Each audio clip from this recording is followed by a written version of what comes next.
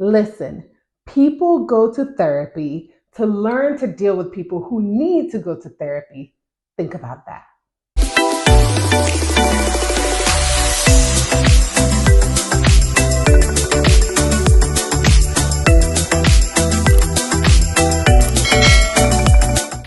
Hello, hello, lovely people. Welcome to my virtual couch. Happy Friday to you all. So, in my last video, if you haven't checked it out, please check it out. In my last video, I talked about what to expect in the first session and questions to ask your therapist. In this video, I'm going to talk about how do you know if therapy is working for you and when you need to discharge or fire your therapist. Therapists can get fired too. Okay, so let's get into it. How do I know that therapy is working?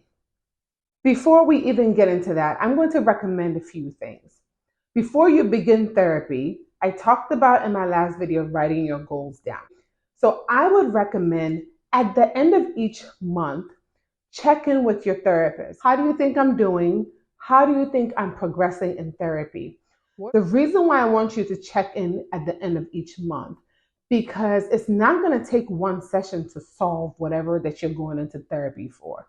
If you've been having the same behavioral patterns for years, you're going to need to change some habits, and you're going to need to give yourself about a good month, 2 to 30 days to form a habit. So at the end of each month, check in with your therapist to see how you're doing. Now, remember in my last video, I talked about a treatment plan. That's a plan that you and your therapist are going to formulate to determine your progression. Now, typically, and in some states legally, a therapist has to check in with you with your treatment plan every 6 months. Remember, it varies state to state. So for you, you're coming into therapy and you know your life better than anybody will ever know you. So you've got to do a check-in for yourself with the therapist to see how you're doing. I would recommend put a reminder on your calendar. So at the end of each month, you know, okay, if I go into my session, I'm going to ask the therapist how they think I'm doing, and then we can go from there. Okay. So besides the check-in, look at yourself and examine your life. Are you using the skills that you learned in therapy outside of therapy? If you're saying right now, I don't even think I'm learning any skills, you need to run. Don't walk. Run away from the therapist and go find somebody else. You should be having some skills learned in therapy to apply on the outside world. Are you learning to set boundaries with yourself about how you respond to other people? That's also a sign of progression in therapy. Are you prioritizing your needs? So maybe before therapy, this person will ask you to do this person will ask you to do that, and you'd be stretched so thin that you can't even say no, you can't even take care of yourself. But you notice that maybe you're setting some boundaries.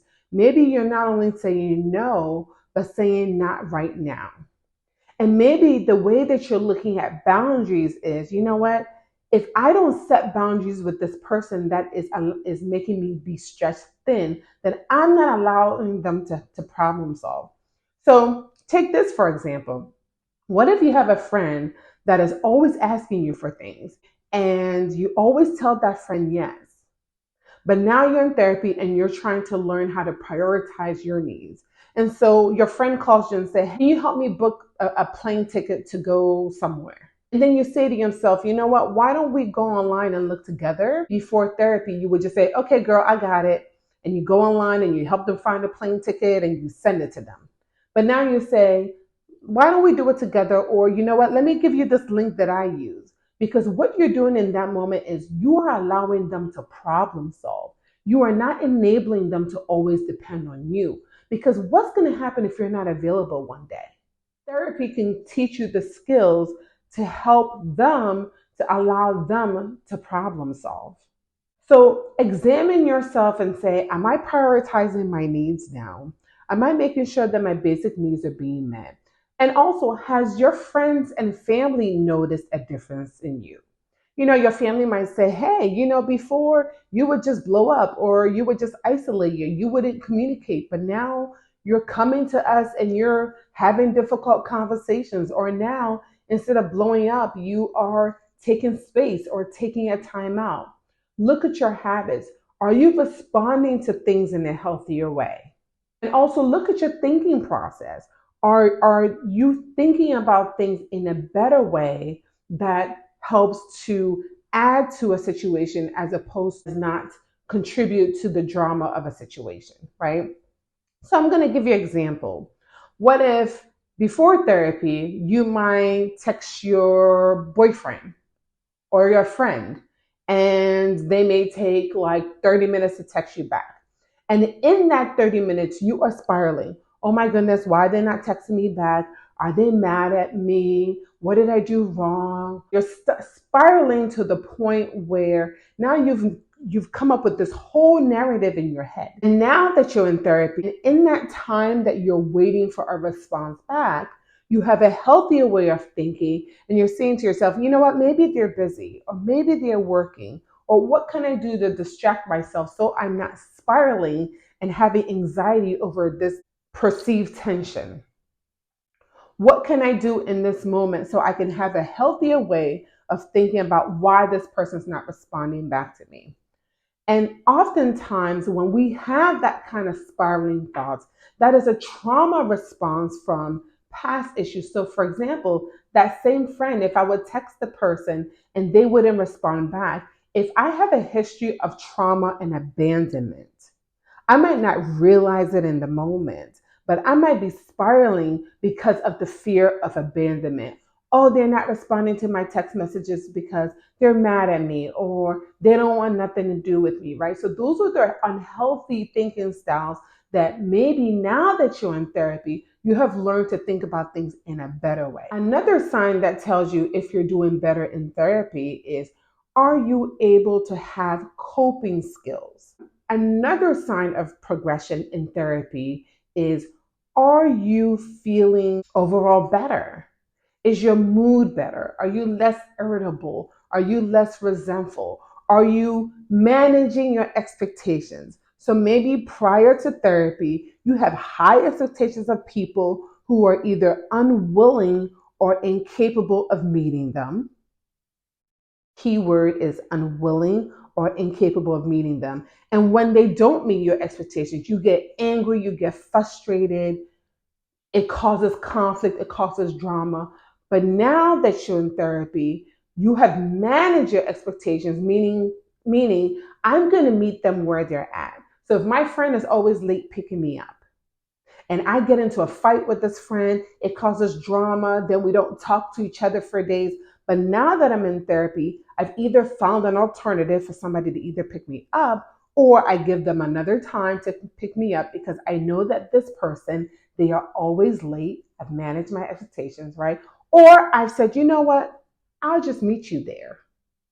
Because me expecting you to pick me up on time and you never are on time picking me up, and then I get frustrated with you, and then we're no longer friends for a few days, is like me banging my head through a concrete wall expecting to go through. That person's who they are. Manage your expectations.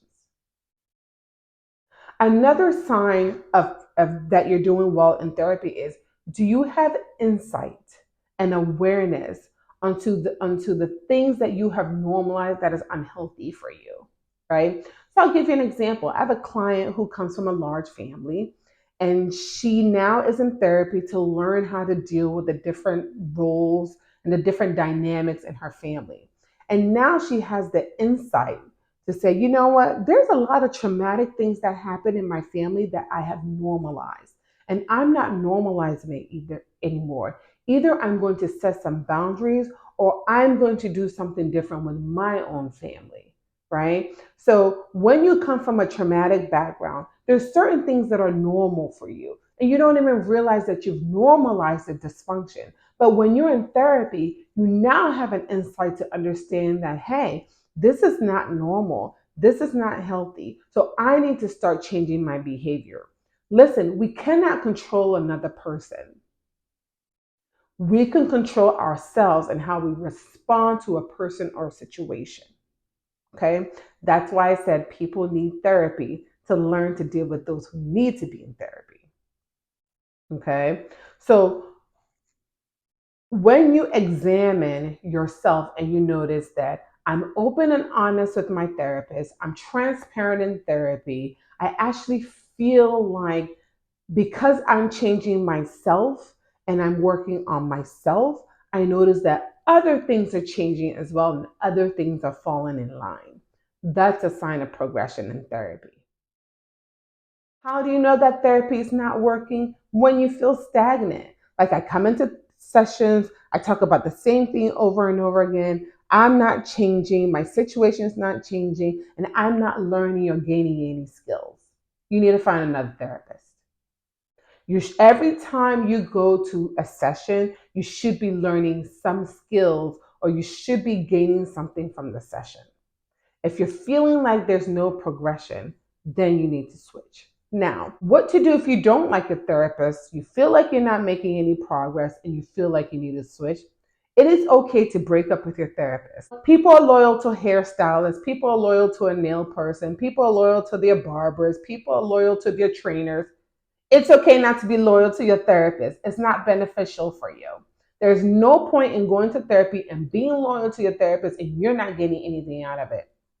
Not in therapy. You can be disloyal. And any good therapist, most therapists will be okay with it because at the end of the day, it's not our job to judge you or your life or anything like that. It's our job to make sure that whatever that we're doing in session, we are working with you to make sure that you get the best care and you are progressing appropriately. First, ask your therapist, how do you think I'm doing in the session?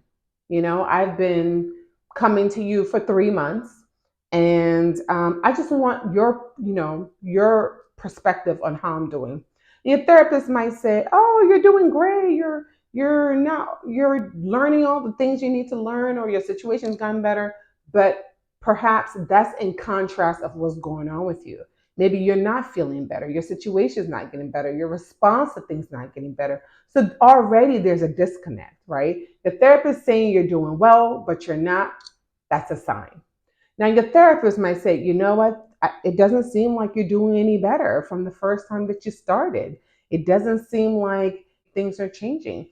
That's an opening to have a conversation with your therapist. And you could be honest and say, I do feel like I need a therapist that's going to, I don't know, push me, or a therapist that's going to give me homework, or a therapist that's just going to work with me to learn how to manage things better. And I don't think it's happening in this session.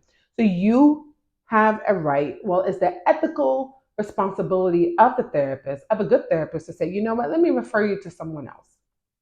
I'll give you an example. I was meeting with a client, and the client had been seeing me for a year, and she felt like I don't really feel like I'm getting anything else. So we went over her treatment plan, and she had met all her goals, and she didn't want to do maintenance, but she wanted a different type of therapy that I was not certified in. She wanted somatic therapy. I'm not a somatic therapist. So I said, you know what? Let me check with one of my colleagues and let me see if one of them do somatic therapy so that you can go that route.